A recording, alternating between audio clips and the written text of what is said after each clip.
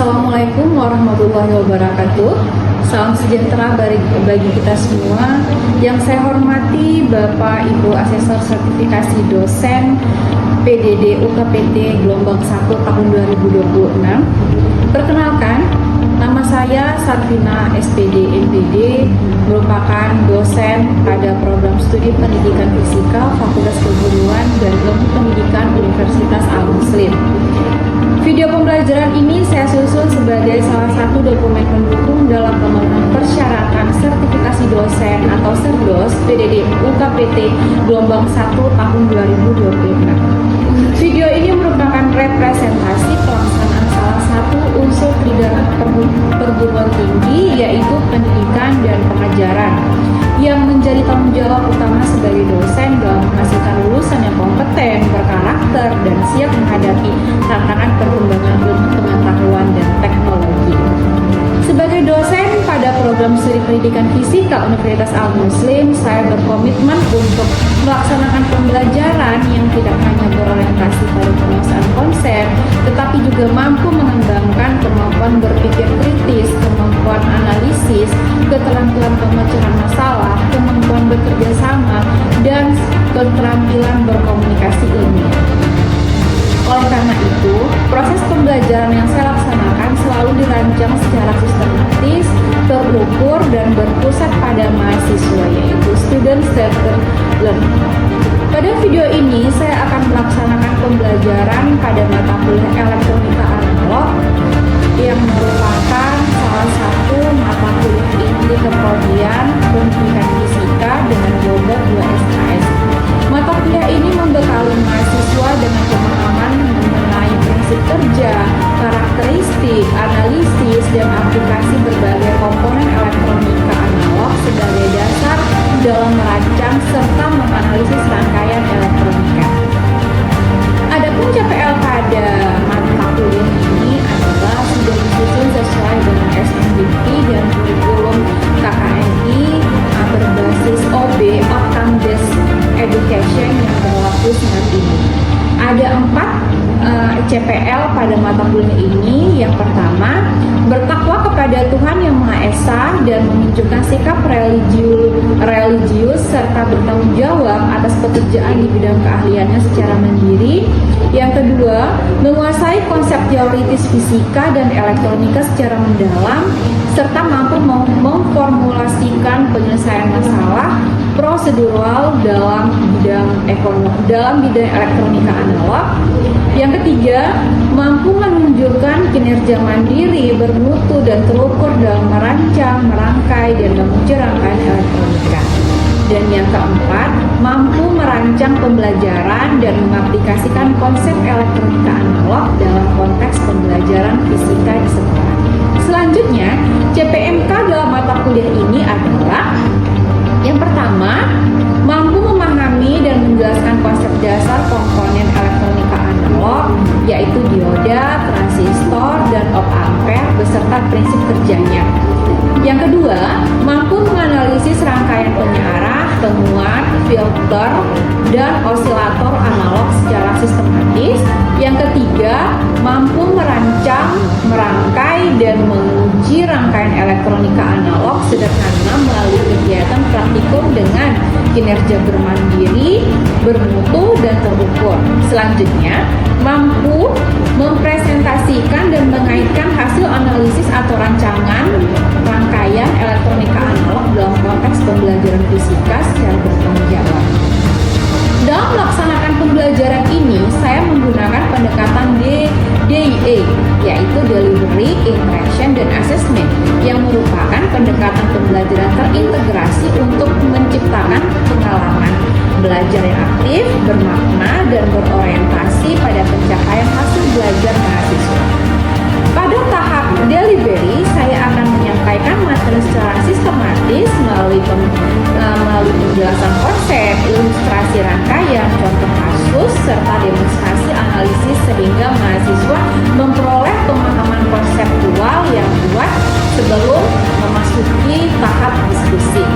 Selanjutnya, pada tahap interaction, mahasiswa akan dilibatkan secara aktif melalui kegiatan tanya jawab, diskusi kelompok, analisis permasalahan,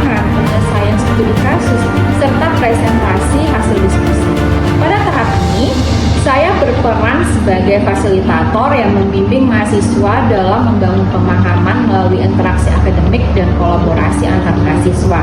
Tahap terakhir adalah asesmen, di mana proses penilaian untuk mengetahui ketercapaian capaian pembelajaran sekaligus memberikan umpan balik terhadap proses belajar mahasiswa. Penilaian tidak hanya dilakukan pada akhir pembelajaran, tetapi juga berlangsung selama proses pembelajaran sebagai bagian dari asesmen berkelanjutan. Adapun asesmen yang digunakan dalam pertemuan ini yaitu yang pertama ada asesmen diagnostik, saya lakukan pada awal pembelajaran, selanjutnya asesmen formatif selama pembelajaran, dan selanjutnya asesmen sumatif. Pada asesmen diagnostik, sebelum memasuki materi inti, mahasiswa diberikan beberapa pertanyaan singkat mengenai konsep dasar transistor dan komponen elektronika yang telah dipelajari sebelumnya. Asesmen ini bertujuan untuk mengidentifikasi pengetahuan awal mahasiswa sehingga pembelajaran dapat disesuaikan dengan kebutuhan mereka. Selanjutnya, dalam asesmen formatif dilakukan selama pembelajaran. Selama proses pembelajaran, saya melakukan observasi terhadap keaktifan mahasiswa dalam diskusi, kemampuan mengemukakan pendapat, kemampuan menganalisis permasalahan, ketepatan penyelesaian latihan soal, serta kemampuan bekerja sama dalam kelompok. Pada tahap ini, saya juga memberikan umpan balik secara langsung agar mahasiswa dapat memperbaiki pemahamannya sebelum melanjutkan ke materi sebelumnya. Yang terakhir yaitu asesmen sumatif, asesmen yang dilakukan pada saat akhir pembelajaran. Pada akhir perkuliahan, mahasiswa diminta menyelesaikan soal analisis rangkaian penguat transistor secara individu sebagai bentuk evaluasi ketercapaian CPNH. Hasil asesmen ini digunakan untuk mengukur penguasaan konsep, kemampuan analisis, dan kemampuan menyelesaikan permasalahan elektronika analog secara mandiri. Kriteria penilaian yang digunakan mencakup ketepatan memahami konsep elektronika analog, ketepatan melakukan analisis rangkaian, ketepatan perhitungan otomatis, dan keaktifan dalam diskusi dan kolaborasi selama proses pembelajaran. Melalui rangkaian pembelajaran ini, saya berharap mahasiswa tidak hanya mampu menguasai teori elektronika analog, tetapi juga mampu menerapkannya dalam menganalisis dan memecahkan berbagai permasalahan yang berkaitan dengan rangkaian elektronika, sehingga kompetensi yang diperoleh dapat menjadi bekal dalam mata kuliah lanjutan maupun dalam dunia kerja. Demikian pengantar pembelajaran pada pertemuan ini. Selanjutnya kita akan memasuki kegiatan pembelajaran sesuai dengan tahapan DIE, yaitu Delivery, Interaction, dan Assessment yang telah dirancang. Selamat mengikuti pembelajaran, semoga kegiatan ini memberikan pengalaman belajar yang bermakna dan bermanfaat bagi kita semua. Assalamualaikum warahmatullahi wabarakatuh. Waalaikumsalam warahmatullahi wabarakatuh. Gimana nak keadaannya hari ini, sehat? Sehat. Semangat? Semangat. Oke. Jadi hari ini kita bertemu kembali ya dalam mata kuliah elektronika analog pada pertemuan ketiga ya. Nah, sebelum kita memasuki pertemuan kali ini, Ibu mau mereview materi sebelumnya gitu. Materi sebelumnya kita belajar tentang apa, Nora? Tentang elektronika analog. Ya, elektronika analog, tapi materinya apa gitu? Tentang kasih pendahuluan ya, elektronika analognya ya. Yang di situ kita ada berbicara tentang apa itu elektronika analog dan sejarahnya ya. Terus dengan besaran dan pengetahuan. Ya, ada yang nggak semua anak-anaknya? Benar? Oke, iya. Jadi kita sebelum kita belajar, kita harus semangat dulu ya. Harus kita menyatukan dulu untuk semangat. Karena kalau misalnya nggak semangat, gimana kita menjalani hari-hari ke depan, ya kan? Iya, Bu. Jadi pada pertemuan kemarin juga kita telah belajar tentang hukum Ohm ya. Tentang hukum Ohm dan hukum Kirchhoff. Ya, benar. Ya, yang dimana hukum Ohm dan hukum Kirchhoff adalah apa? Swaibah? Coba.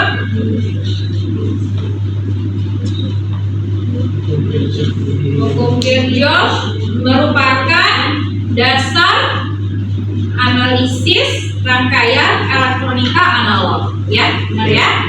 Nah, jadi elektronika analog ini merupakan materi dasar ya dari bentukan elektronika dasar. Dulunya ini namanya nih elektronika dasar. Nanti ada semester ke depan ada elektronika digital, yaitu elektronika lanjutan gitu ya. Jadi sudah disesuaikan dengan kurikulum yang berlaku saat ini, yaitu kurikulum KKNI berbasis kopi ya. Berarti sudah kita review ya tentang pertemuan kemarin ya. Nah, sekarang kita langsung masuk ke pertemuan ketiga, yaitu dengan materi tentang komponen dasar elektronika. Nah, sebelum Ibu melanjutkan, ada yang sudah tahu apa-apa saja komponen dasar dari elektronika? Resistor. Ya, resistor, terus kapasitor, induktor, rangkaian seri, terus ada rangkaian paralel, sama campuran. Iya. Gimana? Sudah paham? Ataupun ada yang menambahkan, nak? Cincinnya, ya, ada cincin warna kuning, warna merah, hijau, biru juga ada ya. Jadi setiap cincin itu bernilai berbeda ya kan? Dan ada nilai persennya. Ya. Komponen elektronika pasif yang berfungsi menghambat aliran arus listrik dalam suatu rangkaian. Ya. Fungsi utamanya menjadi hambatan. Terus membatasi besar arus yang mengalir dalam rangkaian. Ya. Membagi tegangan pada suatu rangkaian. Selanjutnya menentukan titik kerja pada rangkaian transistor. Benar? Nah, jadi warna-warnanya yang mana? Coba Nora tunjukkan. Nih, ini kan dia ada dua kaki ya. Ini warnanya kuning. Ini kuning, biru muda dengan biru ya. Setiap ini bernilai berbeda ya kan? Ya kan? Nah, nanti kita akan menghitungnya melalui rumus ya. Nah, sifat nilai hambatan resistor tetap, nilai hambatan tidak dapat diubah. Ada juga yang resistor variabel, nilainya dapat diatur atau berubah. Ya, benar. Nah, selanjutnya kapasitor.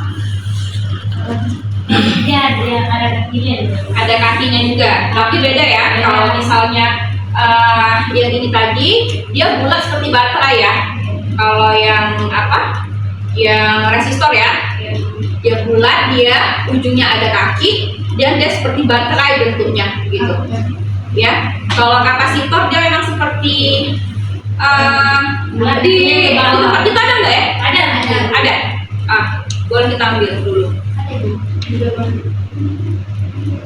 Coba. Kapasitor dia lebih kecil dari transistor ya. Kalau transistor ada warnanya, benar. Bulat ada warnanya. Istilahnya dia ada gelang-gelangnya ya. Nah, kalau kapasitor ada? Nggak ada. Dia sama seperti dia lebih ringan ya, lebih kecil ya. Nah, nanti bisa kita lihat nanti. Kita ambil. Nah, fungsinya apa? Apa dulu tuh kapasitor tuh? Apa kapasitor tuh lah? Dia rangkaian penyaring. Ya, selanjutnya menyimpan energi sementara. Ya, rangkaian itu kopling. Ya. Nah, jenis berdasarkan bahan dielektriknya, dia ada beberapa jenis ya. Ada keramik, ada elektrolit, ya. ada film dan ada tantanium. Ya, benar. Jadi setiap kapasitor itu memiliki beda-beda bahan dielektriknya, ya.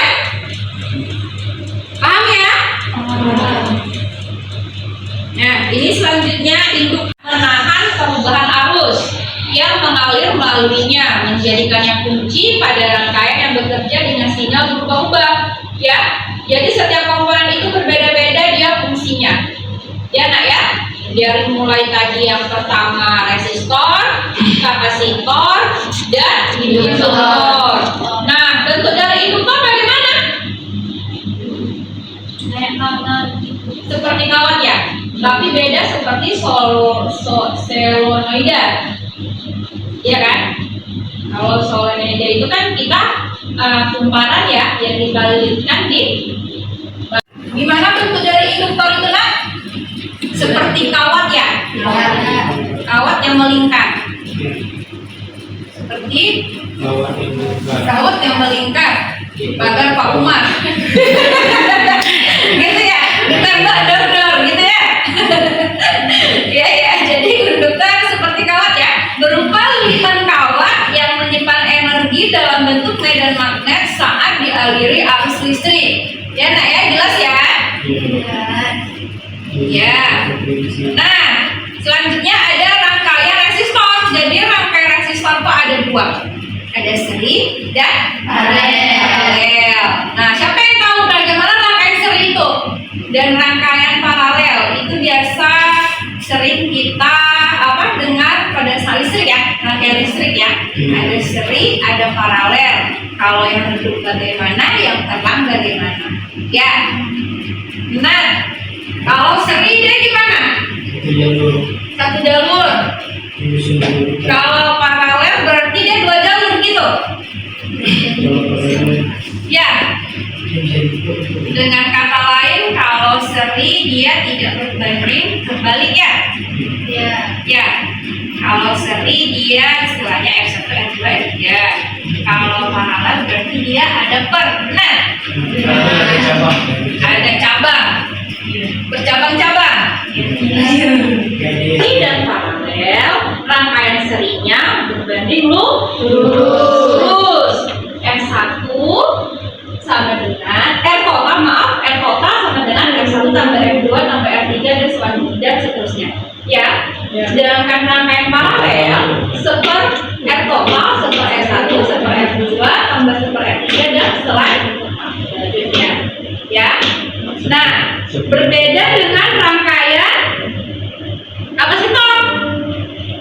Nah, pada rangkaian kapasitor, kaidahnya itu bernilai kebalikannya. Ya, serinya terbalik dari si rangkaian paralel. Ya, benar? Benar, Rizka? Coba Rizka jelaskan bagaimana rangkaian seri seperti total sama dengan ini seperti total sama dengan rumusnya apa?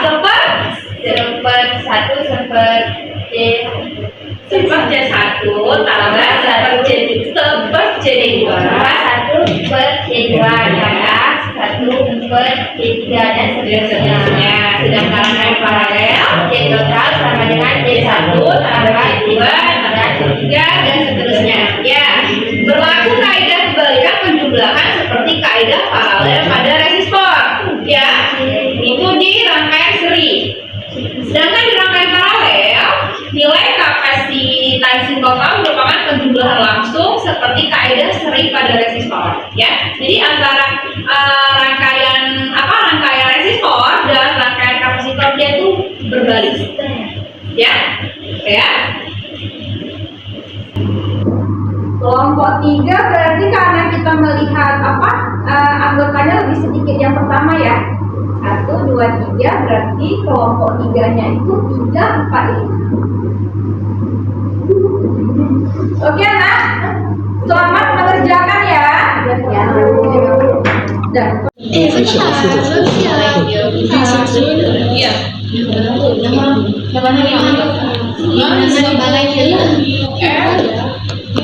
Itu misalnya dalam 20 dah, sah. 2, 3 buah resistor 100 ohm 220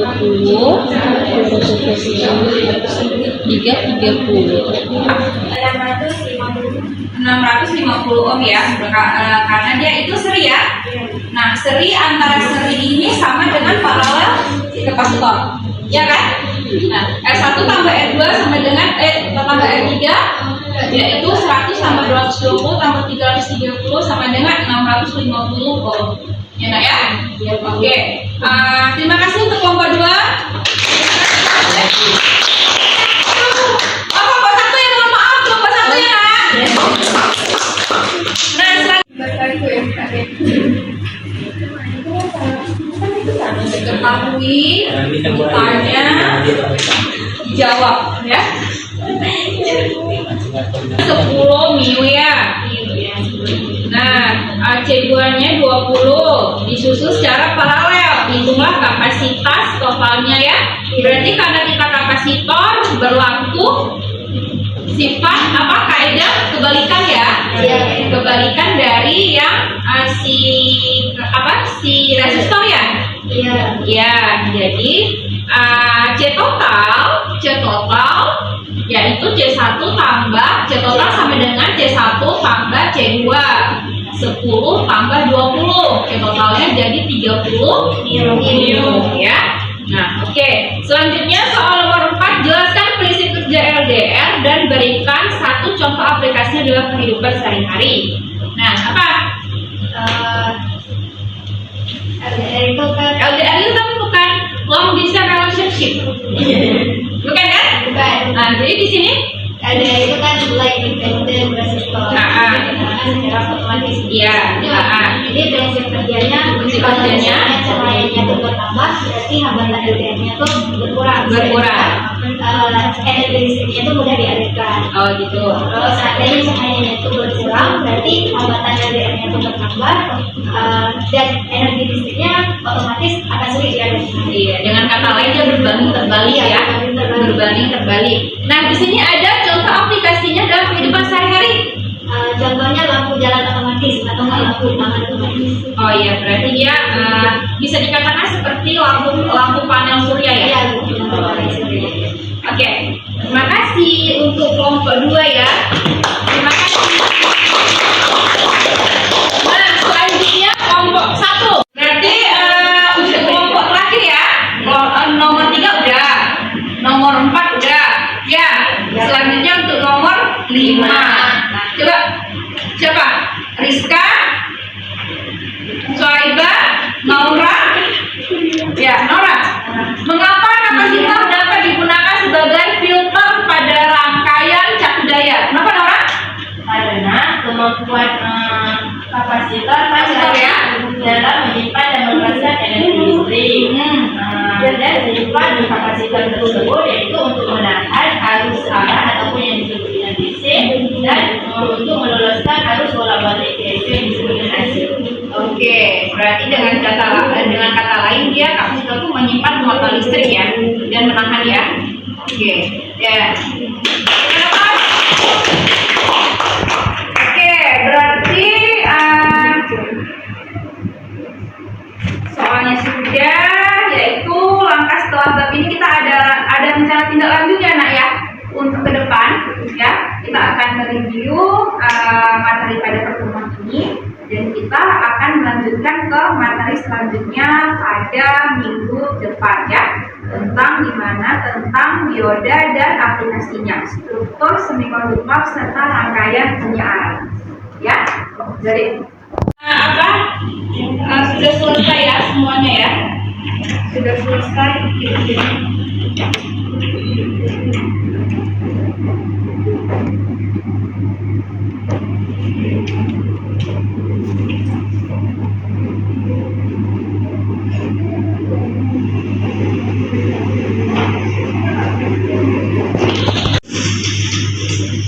Nah, akhirnya tadi udah 3 kelompok ya. 3 kelompok udah presentasi semua ya, tentang kapasitor, tentang resistor, tentang induktor, dan ada beberapa poin yang bernilai ya.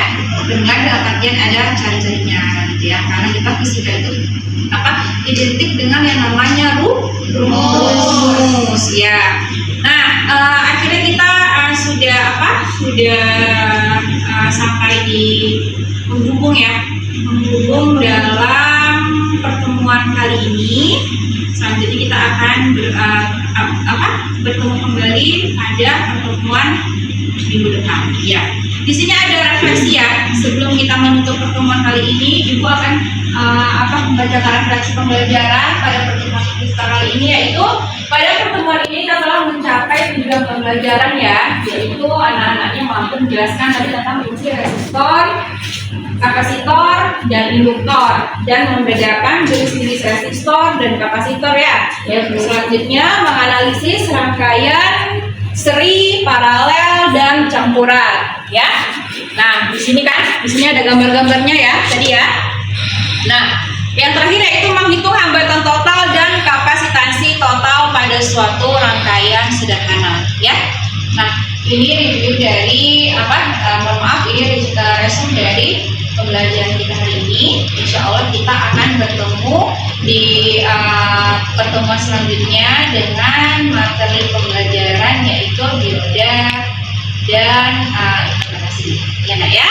Nah, di sini sebelum kita mengakhiri pertemuan kita kali ini, ada sebuah quotes untuk kita semua, yaitu pemahaman konsep dasar adalah fondasi utama untuk menguasai elektronika yang lebih kompleks ya. Jadi kita harus menguatkan fondasinya, baru kita bisa kuat untuk meningkat ke atas ya, bukan ke samping ya Nak. Jadi kita harus fondasinya dulu yang kuat, baru bisa kita melanjutkan ke tahapan selanjutnya ya. Ibu akhiri dengan wabillahi taufiq wal hidayah. Assalamualaikum warahmatullahi wabarakatuh. Terima kasih. Sampai jumpa di pertemuan selanjutnya. Demikian proses pembelajaran pada mata kuliah elektronika analog pada program studi pendidikan fisika Universitas Al-Muslim. Saya mengucapkan terima kasih kepada seluruh mahasiswa atas partisipasi aktif, antusiasme, dan kerjasama yang telah ditunjukkan selama proses pembelajaran berlangsung. Keaktifan dalam berdiskusi, bertanya, serta menyelesaikan latihan merupakan bagian penting dalam membangun pengalaman belajar yang bermakna dan berpusat pada mahasiswa. Video pembelajaran ini disusun sebagai salah satu bentuk implementasi Tridharma perguruan tinggi, khususnya dalam bidang pendidikan dan pengajaran, sekaligus sebagai dokumen pendukung dalam pemenuhan persyaratan sertifikasi dosen Serdos PDD UKPT gelombang 1 tahun 2026. Besar harapan saya agar upaya yang dilakukan melalui pembelajaran ini dapat memberikan kontribusi positif terhadap peningkatan mutu pendidikan tinggi dan menghasilkan lulusan yang kompeten, profesional, serta mampu beradaptasi dengan perkembangan ilmu pengetahuan dan teknologi. Akhir kata, saya ucapkan terima kasih kepada Bapak dan Ibu Asesor ya atas perhatian dan kesempatan yang diberikan dalam menilai video pembelajaran ini. Semoga apa yang saya sajikan dapat memberikan gambaran mengenai komitmen saya dalam melaksanakan tugas sebagai dosen profesional yang senantiasa berupaya meningkatkan kualitas pembelajaran secara berkelanjutan. Terima kasih atas perhatian Bapak Ibu dan seluruh mahasiswa. Saya akhiri dengan wabillahi taufiq wal hidayah. Wassalamualaikum warahmatullahi wabarakatuh.